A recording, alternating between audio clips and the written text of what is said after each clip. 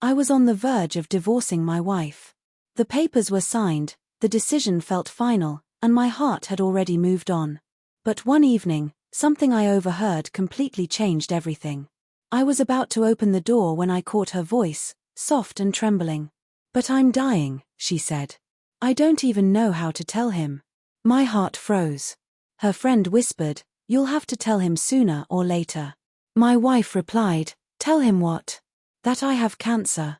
That the doctor says I only have a few months left." "What difference does it make?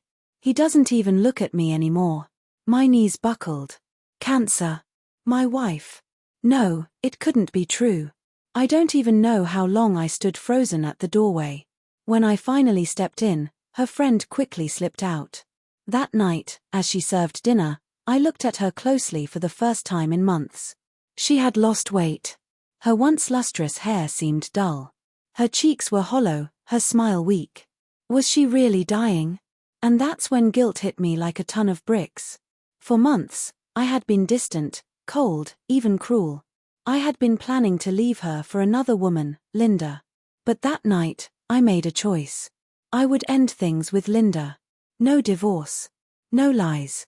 If my wife was truly dying, I would stay by her side until her last breath. After dinner, she went to wash the dishes. I quietly followed, lost in thought. "I'll do it," I said, taking the sponge from her hand. She protested, but I insisted. That night, in bed, I reached for her. She resisted. She wasn't used to this side of me anymore, it had been too long. I didn't even know how to apologize. But I promised myself that from that night on, I would be a better man.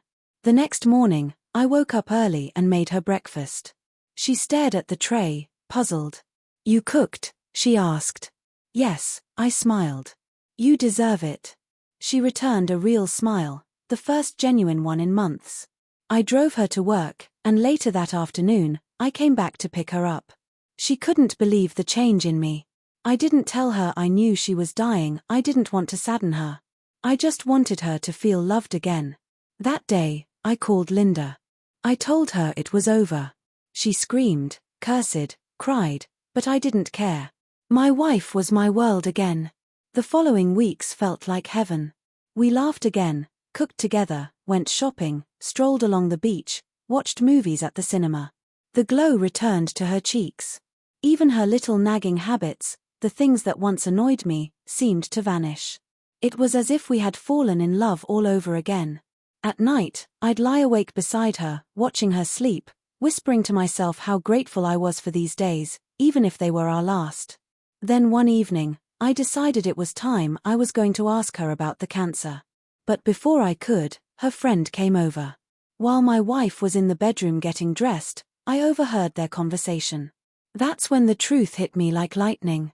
They weren't talking about hospitals or doctors. They were discussing a play, a drama presentation for work. My wife wasn't dying, she was acting the part of a cancer patient. I just sat there, stunned. My chest tightened, my throat went dry. All that guilt, panic, and the love I had rediscovered, all because of a misunderstanding. When she emerged from the bedroom, smiling, I said nothing. I simply walked up and hugged her. She looked surprised. "What's this for?" she asked. "For everything," I whispered.